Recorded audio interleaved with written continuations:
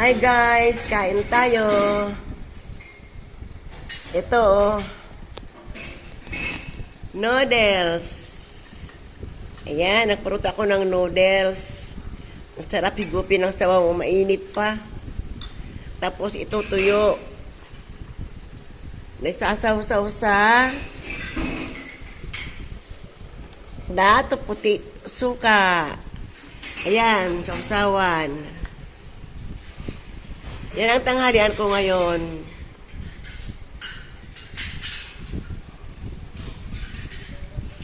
Kain tayo. Dami kong makakain ito. Kasi favorite ko yung tuyo. Araw-araw meron kami ditong nakahandang pritong tuyo. Kahit na anong ulam namin, lagi may tuyo. Okay. Kain na na.